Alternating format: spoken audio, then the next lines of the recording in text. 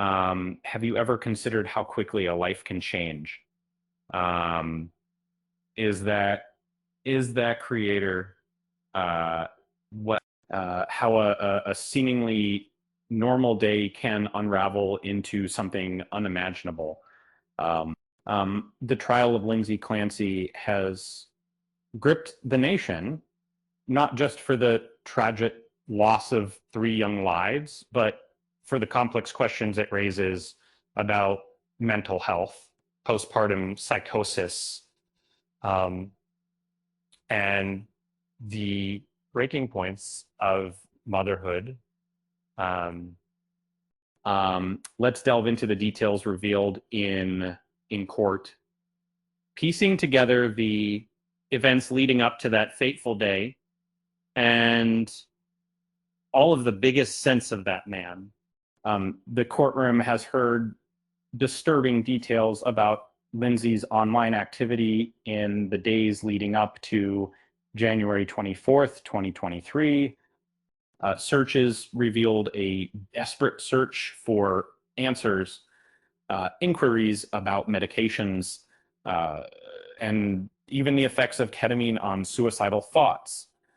And they do what I incredibly see because they do make a message with a digital creasing game of their own happiness of the normal. And they continue. 5 days before the tragedy, Lindsay searched for information about postpartum psychosis, suggesting she was aware of the condition and perhaps recognizing its symptoms within herself. And this raises the heartbreaking question. And it would be, if it's not like reaching out for help in the only way she knew how.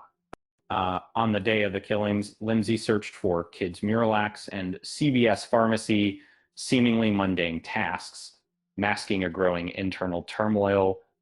Her phone records show the last unlocked activity at 5:13 p.m., followed by unanswered calls from her husband, Patrick. A brief, 14-second call was made to him, likely from a locked screen, before another unanswered call came at 6:09 p.m. Data from her Apple Watch and iPhone revealed a low heart rate at 57 beats per minute and activity recorded on the stairs at 5:03 and 5:33 p.m. However, the defense pointed out that the watch stopped recording data at 5:23 p.m. and the phone at 5:38 p.m., casting doubt on the completeness of the information. And then Patrick Clancy testified about Lindsay's struggles with mental health after the birth of their children, particularly after Callan, she had sought treatment after the birth of their son, Dawson, but it didn't last long. He described a big spiral that began in December 2022, triggered by a new medication and intrusive thoughts about harming her children. Despite these concerns, Patrick testified he didn't believe Lindsay would actually hurt the kids. And he didn't know what psychosis was until after the tragedy. On January 24th, he believed she was having a good day, playing with the children and seeming in a good mood. He left to pick up dinner and medication, and that was the last time he saw them alive.